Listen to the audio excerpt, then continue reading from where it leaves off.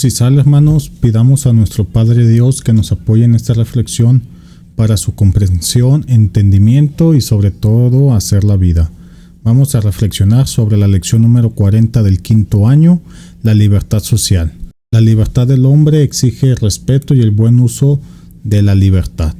Recordad que en la lección anterior comenzamos a leer sobre la libertatis conscientiae, debido a que es muy citada en los documentos previamente reflexionados, la cual trata sobre la conciencia de la libertad.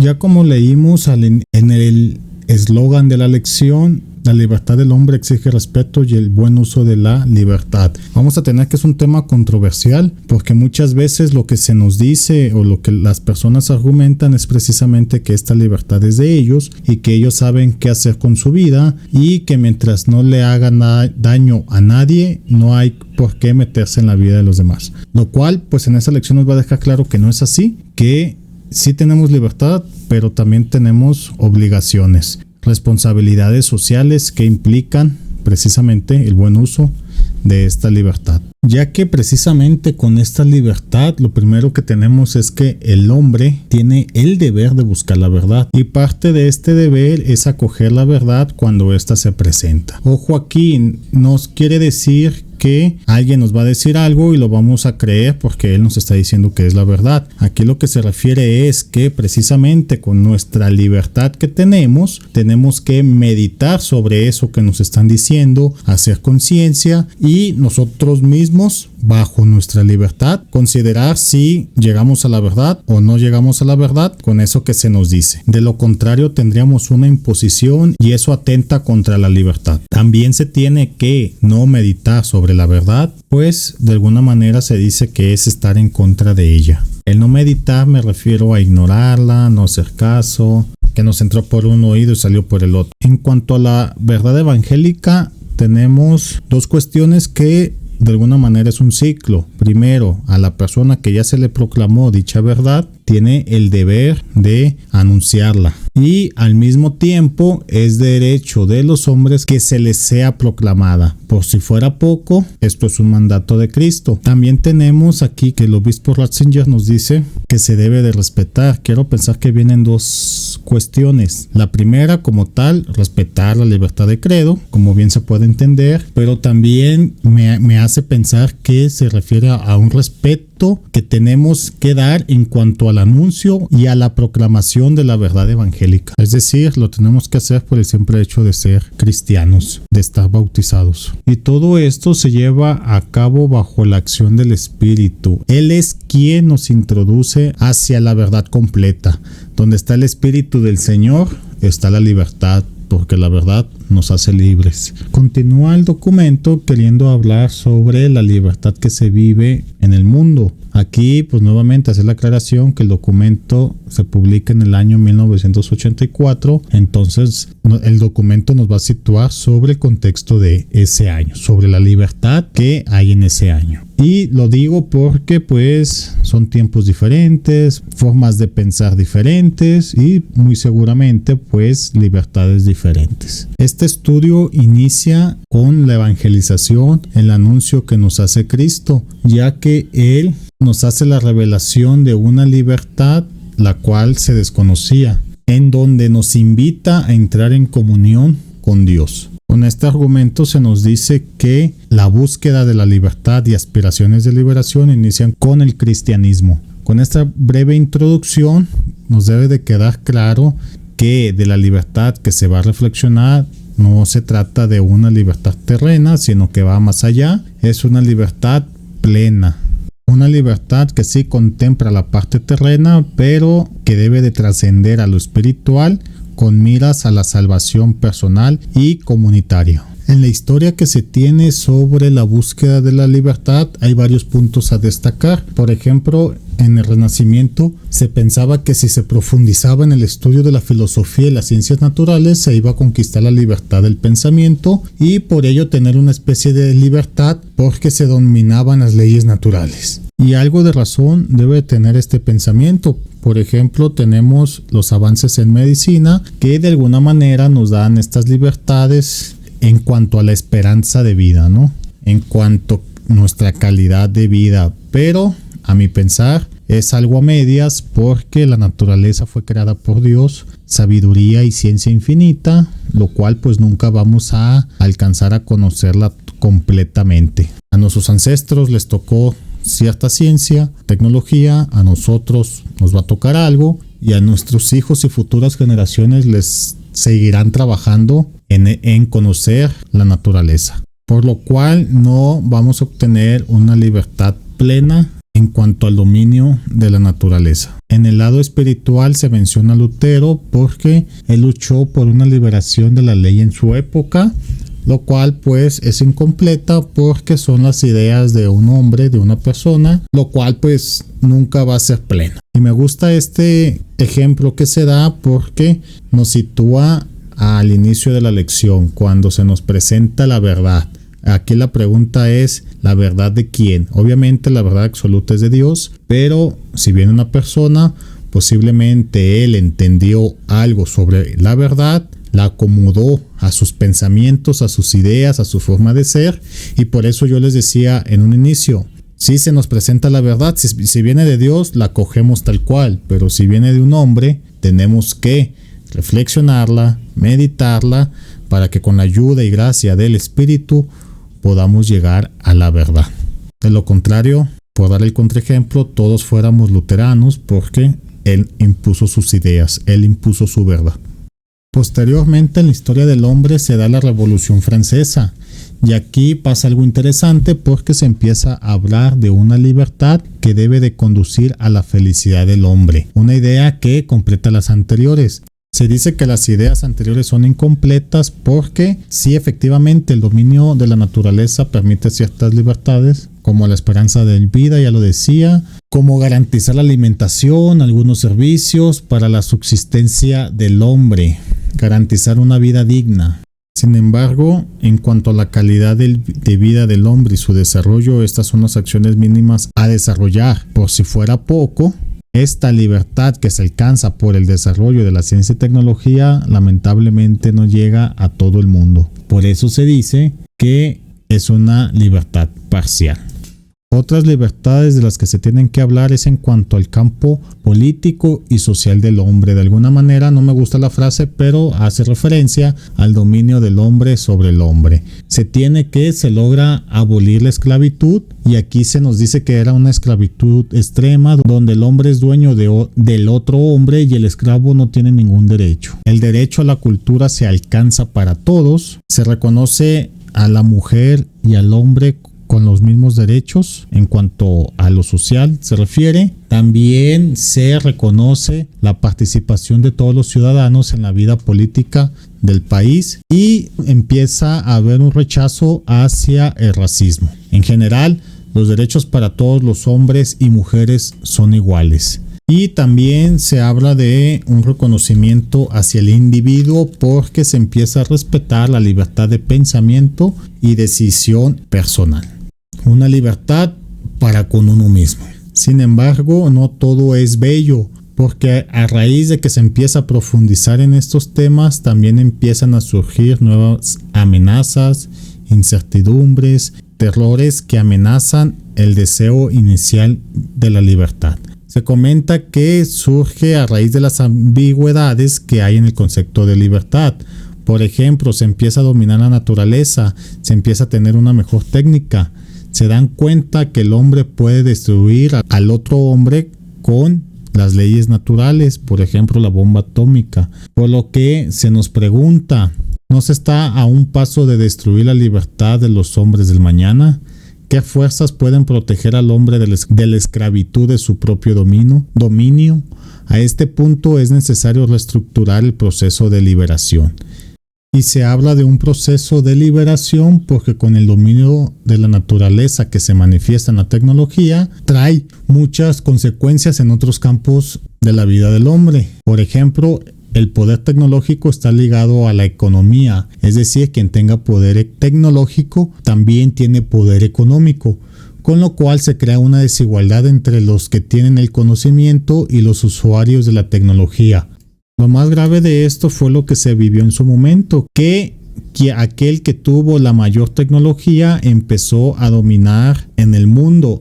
Y parte de este dominio consistía en extraer los frutos de la tierra, excluyendo a los dueños de dichas tierras. Esto se agrava más cuando aparece la industria, donde sabemos que fue tan grave la situación que surgen movimientos para exigir la justa retribución de los bienes, tanto de la tierra como de lo industrializado. Cuestión que la iglesia ya venía tratando. Por esto mismo es que es ella quien invita a buscar una solución, porque esta situación se puede agravar mucho.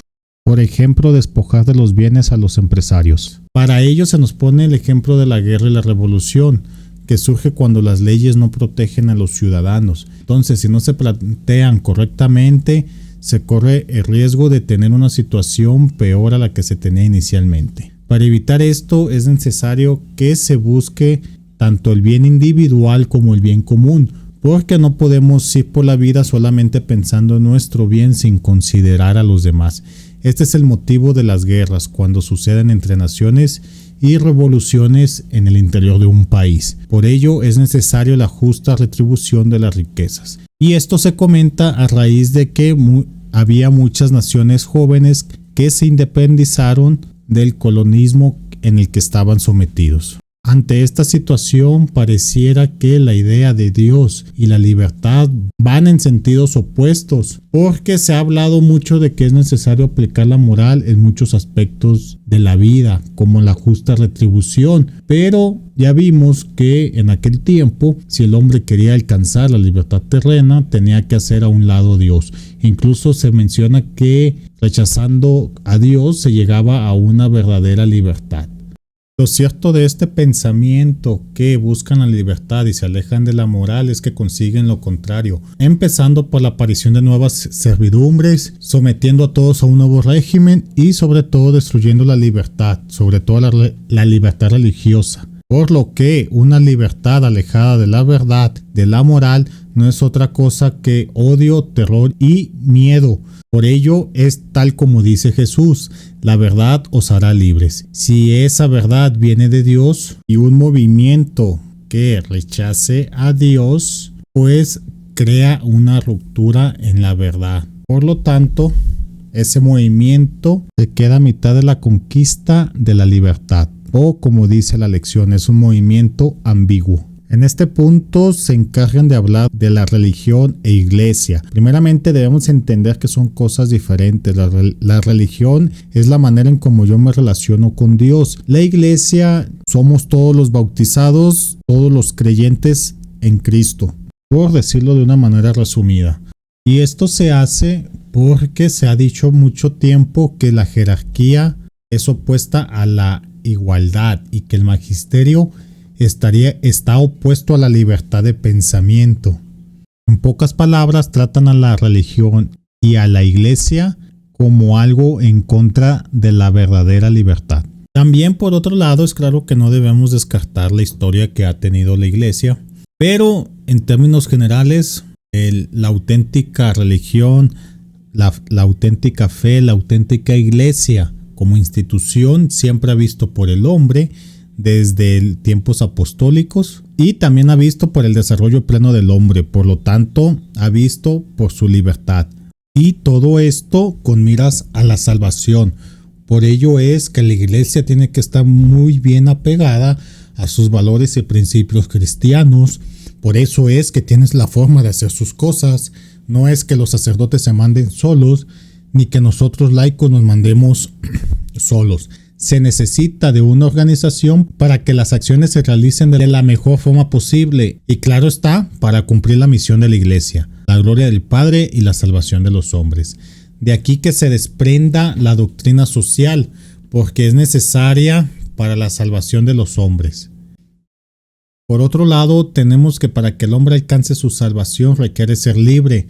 Por tanto, la iglesia debe de actuar a favor de ello, y es que en esta libertad se incluye una expansión y perfección de la razón, a la cual la iglesia no se opone. Y si una persona dice que la iglesia quiere la opresión del hombre, pues básicamente no conoce lo que es la iglesia, ni mucho menos lo que es la religión. Esta expansión en la razón es otra libertad que la Iglesia igual defiende, claro, siempre apegada a los conceptos morales. El hecho de expandir cada día más la ciencia es con el fin de que el hombre domine la tierra y le ayude con su desarrollo terreno, pero también el desarrollo espiritual, ya que el hombre de ciencia debe de compartir sus avances con los más pequeños para que ellos, al igual que él, puedan alcanzar este desarrollo. La ciencia como don de Dios no debe de ser para uso individual, ya sea personal o como nación. Se debe de compartir y poner al servicio del prójimo por amor a ellos y a Dios. En esto se espera que todos alcancen un grado de libertad mayor. Todo lo anterior lo podemos resumir de la siguiente manera. Quien tenga mayor libertad la deberá de poner al servicio de los demás para que ellos alcancen este grado de libertad. Entender que por libertad se puede comprender todo, desde una libertad de conciencia, una libertad económica, una libertad racional. Se puede entender también que es la consecuencia en la búsqueda de la salvación individual y comunitaria, cuando ponemos en práctica los dones que Dios nos dio. Me viene a la mente que el pueblo de Dios es multitudes, multicarismas de acuerdo al Espíritu. Por ello, uno de los puntos que se habla es religiosidad popular, que lejos de prohibirla se debe de apegar al Evangelio y no se debe de perder el sentido del mensaje, el cual es medio para comprender que de esa libertad de la que tantos hemos hablado es una libertad del pecado y de la muerte, que Cristo nos ha dado por medio de su pasión, muerte y resurrección. A mi pensar, en esto consiste la verdadera libertad, librarnos del pecado y la muerte. Comprender esto es el primer paso, porque el segundo es vivir esta libertad con una conciencia educada en la moral y en la ética. Para entrar a una nueva era de libertad, es decir, la ciencia, la economía, la técnica, la política, nos deben de hacer libres para que con el fin de alcanzar la libertad plena, con miras a la salvación. Y con esto terminamos la lección, hermanos, agradeciendo al Señor por este tiempo de vida que nos da, agradeciendo una semana más, un día más, una tarde más de vida, agradeciendo la salud, el trabajo, la casa y todas las gracias y maravillas que nos ha dado a lo largo de nuestra existencia. Pidamos al Señor por la iglesia, el Papa, los obispos, los sacerdotes, para que nos guíen a una verdadera libertad. Por los gobernantes, desde sus puestos políticos, contribuyan a que alcancemos esta libertad plena. Pidamos por los enfermos, por su pronta recuperación, por las almas del purgatorio, para que les llegue pronto el perdón de sus pecados y puedan entrar a la gloria del Señor. Por los que están presos injustamente, para que el Señor les conceda la justicia que tanto anhelan. Pidamos también por nosotros para que el Espíritu nos guíe hacia esa libertad plena. Hacemos un momento de silencio por sus peticiones.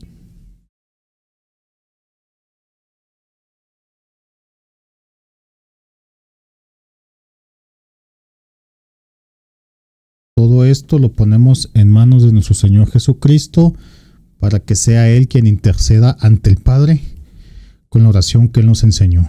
Padre nuestro que estás en el cielo, santificado sea tu nombre, venga a nosotros tu reino, hágase Señor tu voluntad en la tierra como en el cielo. Danos hoy nuestro pan de cada día, perdona nuestras ofensas como perdonamos al que nos ofende, no nos dejes caer en tentación y líbranos del mal. Amén. Pongamos también en manos de nuestra Madre Santísima, la Virgen María, para que también sea ella una intercesora ante nosotros con su Hijo Jesucristo. También pidámosle que nos enseñe a amar a Jesús como ella lo amó. Dios te salve María, llena eres de gracia, el Señor está contigo. Bendita tú eres entre todas las mujeres y bendito es el fruto de tu vientre Jesús. Santa María, Madre de Dios, ruega Señora por nosotros los pecadores, ahora y en la hora de nuestra muerte. Amén. Luz y sal, hermanos. Hasta luego.